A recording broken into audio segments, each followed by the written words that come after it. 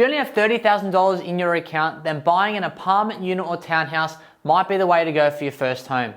I'm tired of seeing people saying that buying an apartment for your first home is a waste of money and time. But in fact, with $30,000 in your account, what else are you meant to do? I'm going to show you the difference between using the $30,000 to buy your first home as an owner-occupier or buy as an investment and rent-vest instead. Let's go to the whiteboard. $30,000 in savings. We're going to buy a $400,000 property and we're going to assume that we can service the loan amount that's going to be presented to us. So our property value is $400,000. LMI is 0 and our loan balance is $380,000, which is a 5% deposit. And our LVR will be 95%. So the banks charge LMI if you have less than a 20% deposit or more than an LVR of 80%. Now, as a first home buyer, you have a benefit of having the LMI figure waived because you're eligible for a first home buyer under the first home guarantee scheme. That allows you to borrow 95% of the property value and avoid LMI in total. So that's the first benefit you get as a first home buyer. Now we're going to go down to the costs. So the deposit is the loan balance minus the property value, which is $20,000. The second benefit you have is stamp duty, which is a government tax to buy property in Australia. Now, as a first home buyer, you can actually have this stamp duty waived. And in New South Wales, if you purchase a property for under $800,000, it is also waived, right? So that's the next benefit you get as a first home buyer. We do rough legal costs and mortgage costs, so getting a solicitor involved to look at the contract, help you through the whole process, and mortgage costs such as registering the mortgage and handling all the application there from the banks. We charge $5,000 as a rough estimate. So our total costs are going to be $25,000. Our savings is $30,000. We're going to be left with $5,000 in our hand afterwards. With $30,000, we're able to use our first home buyer benefits, buy a $400,000 property, avoid lender's mortgage insurance, avoid stamp duty, and we get to move into our first home. From a cash flow point of view, how would it roughly work? So on an example basis, let's say our rate is 6%, our loan term is 30 years, and our monthly repayment is going to be $2,278 per month. So that's what we will be paying to the bank per month. So now that's for your first home. Why don't we look at the difference of buying it as an investment property with $30,000 in savings? For this example, for the investment, our property value is $400,000. Our loan balance would be 95% plus LMI. So most lenders will go at a cap of 95%, but there's some lenders that could do 97% LVR. In this case, we have to charge LMI on top of the loan amount, right? We capitalize it, so that will be the final LVR. So for this example, we're gonna say we need to keep under 97%. Let's say our rough LMI is 13,000.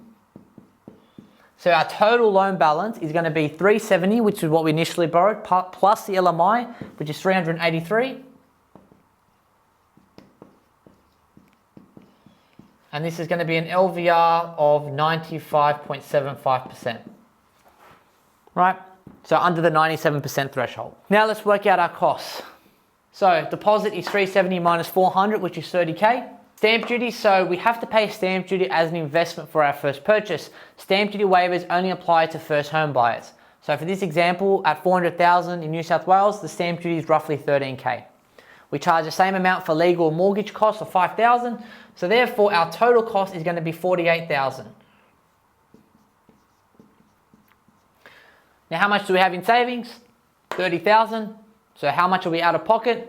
$48,000 minus $30,000 is $18,000 out of pocket. So we have to save $18,000 more in order to make this purchase work as an investment because we are buying it as an investment property and we don't get the benefits of either LMI or stamp duty. But in this case, because of the cost, it's stamp duty that puts us over the edge with our savings. Now let's look at it from a cash flow point of view. The interest rate is higher as an investment property, but it's notably higher when you go above these LVR tiers. So roughly the interest rate is going to be 7.35%. Our repayment is going to be $2,638, and the difference between the first home that we're living in and the investment is $360 per month in repayments. However, you have rental income to help with managing these repayments. So let's say this property rents out for $400 a week. We take into account 10% of expenses a week, so that would be $360 per week. So the way we work out our monthly rental income is the $360 per week times 52, which is going to equal 18,720. And we divide that by 12. So the divide by 12 is 1560. So that's how much net we're going to get per week in rent. And we minus this off the repayments, which is going to leave us with $1,078 per month out of pocket. So we have to contribute an extra $1,000 a month out of pocket to make the loan servicing work. Now on top of that, you have to include your rental expense for paying rent, or if you're living with parents and you don't pay any rent, a notional rent will be charged onto your assessment. So as you can see, as an investment property, you're not only out of pocket by the repayments, but you're out of pocket in savings, and you have to make up the difference in order to make this work. That is why rent investing with $30,000 in savings is not going to be the way to go, because of these costs and the shortfall in funds. If you buy your first home as an apartment, then that's fine. You can utilize your first home benefits with no LMI, no stamp duty, allowing you to go into the property with just a 5% deposit. On top of that, you pay down the loan, find ways to pay down the loan extra, so making extra repayments, putting money in the offset account, or doing a half monthly repayment method. If you do that, you'll be able to knock down your loan quicker and build equity in the property, and hopefully that your apartment will appreciate, and you can then tap into some equity to buy an investment property later on, or upsize your property, sell it, and move on to something bigger. But with $30,000 in your account, you're not going to be able to rent invest, you're not going to be able to buy an investment property. So when you hear things like that, think about what can you do right now.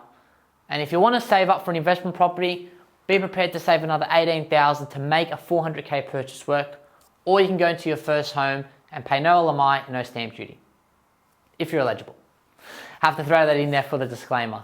So if you need any help on knowing whether to buy your first home to live in or an investment property, feel free to reach out to me, book a game plan call link below, and we'll be happy to help you.